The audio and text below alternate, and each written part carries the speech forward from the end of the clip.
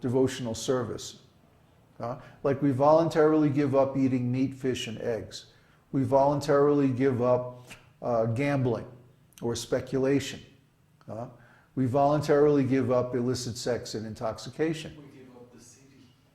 Yeah, we're giving up the city. Right, we're giving up the city and going out into the jungle. Such terrible austerity. We have to live in a tent in a beautiful valley with clear blue rivers and bathe in these pools of fresh water that's so clean you can drink it. Oh, I mean, it's just terrible. Eat fresh fruit right off the tree. I mean, oh, I don't know if I could stand it. Actually, austerity is pleasurable. When you have a taste for purity, when you have a taste for a spiritual life, then austerity is pleasant. It's wonderful. And then material so-called pleasures seem like, they're terrible because they cover over our intelligence and they inhibit our expression of spiritual love. And this is really the source of pleasure because that kind of pleasure is never ending.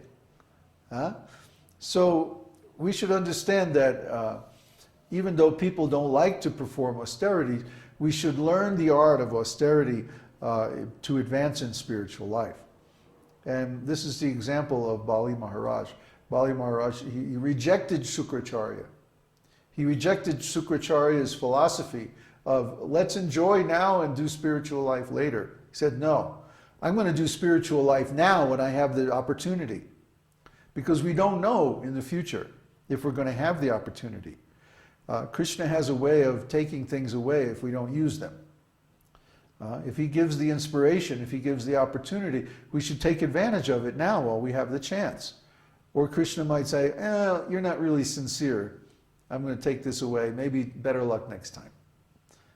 That's Krishna's character. I know, because as a writer, as a musician, I know if I don't take advantage of an inspiration right away and actually do something with it, put it down on paper, or make a recording of it, then it's going to evaporate. That's the way it goes. So if you have the inspiration for spiritual life, do something about it. That's the lesson of Aditya. And the next one is Pushkaraksha. Pushkar means pervading, and Aksha means everywhere. So Pushkar Aksha, he's pervading everywhere, everything. There's no place you can go where there's no Krishna. He's everywhere and in everything. He knows everything. He sees everything. So there's no question of hiding from the Lord. There's no question of not being in touch with Krishna.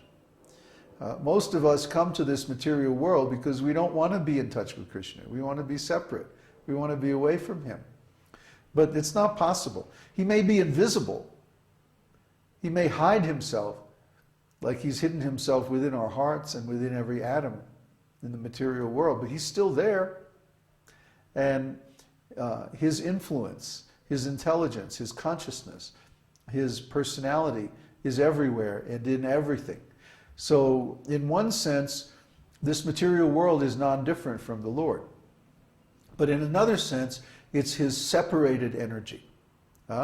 Why is it called that? Because within this material world, you don't see God directly, unless he comes in the form of an incarnation. And that's pretty rare.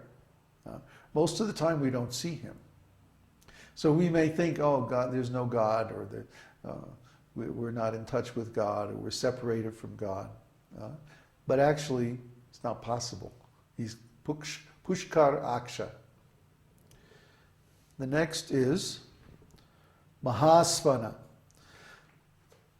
You'll hear this word a lot, Maha. Maha means the greatest. Like the Maha Mantra, the greatest mantra. Similarly, Mahasvana. Asvana means the object of worship, the deity.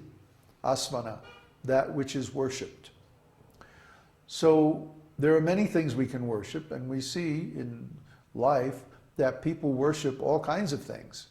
Worship simply means that we give our attention to something. We give our homage. We give our love, our affection, our service to something. So we see in this material world that people offer their attention, their love, and their service to all kinds of material things. Their wife, their family, their job, their country, different philosophies and ideas, or different lifestyles, or, you know, so many things competing for our worship. You don't just watch TV for 5 minutes and you see all these commercials that are basically religious appeals to worship some quality of the material energy by giving them our money. You need this skin cream, you know, this will make you beautiful, you know, or some other nonsense thing, you know, that's just useless. But actually people... What's that? The cure for malaria. Oh, that's a good one. Yeah. We had one concern about living in the jungle area, which is that there's a lot of mosquitoes and you can get malaria. Well, actually malaria has been a problem in one of the areas that we're thinking of going to. So we were looking into anti-malaria, and there's a vaccine you can take that protects you for, I don't know, 90 days or something like that. And then there's these various medicines, of course, made from chemicals that you can take if you get malaria. And then we found out there's a simple herbal cure for malaria that costs like $1, you know, and you take it in the form of tea and it kills the malaria within a few days. So just imagine, you know, people are spending all this money on these toxic chemicals to prevent or stop malaria, and all they could do is plant a seed in their backyard and grow a plant. It's wormwood.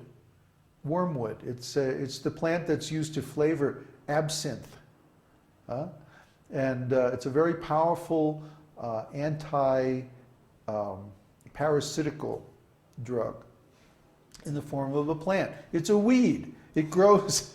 It just grows in the forest, you know. So if you take this every day, you take a little bit in a tea, you'll never get malaria. In fact, you'll never get any intestinal parasites. I used to take it. Actually, when I came back from India one time, I had some intestinal parasites. And so I started taking three things: wormwood, black walnut, and cloves. You take these three things together. One kills the eggs, one kills the larvae, and one kills the adult parasites. So you take those three things and it'll wipe out all the parasites in your gut. And yeah, I felt so much better. I lost all this weight. You know, I'm going to do it again. We ordered a bunch from the herb place. So in Africa, millions died. Yeah, millions of people die because they don't have the money to buy those chemical drugs. It's a shame. In parts of India also, like Bangladesh, you know, there's a lot of malaria because it's a low, swampy, wet place, and there's lots of mosquitoes. If they just would grow some wormwood, they would be all right. But because they don't know, they don't have the knowledge. But the chemical companies suppress the knowledge. They don't want people to know about the herbs. They want to sell the chemicals. And of course, the chemical companies have a lot more money than the herb companies, and they can advertise more. And so people think, well, the only cure is expensive chemicals. Well, people, especially people in a poor place, can't afford those. So they die. Why? Because somebody over here wants to get rich, making chemicals. Crazy world we live in, huh? So this is the material world. We are induced to worship things that are not good for us because it benefits someone materially. And we are, the knowledge of who to really worship or how to really worship is withheld. It's suppressed by propaganda and by other means. Look what the British did in India with the whole Hindu thing. They suppressed the Vedic knowledge and they put some cheap imitation in its place so that people would be misled. They did it deliberately. There's even a famous address by Lord somebody or other to the British Parliament that we have to come up with a plan to wreck this Vedic society, otherwise we'll never be able to exploit these people. You know? We got to do something.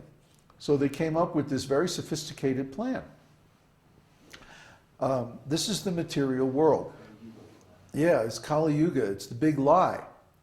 So don't get taken in by this. Understand that Krishna is Mahasvana. Mahasvana, the ultimate object of worship. And by worshiping him, by giving him our attention, our love, our offerings, and our whole life, actually, we'll make the greatest advancement. The next name is Anadi Nidhana. Anadi means no birth,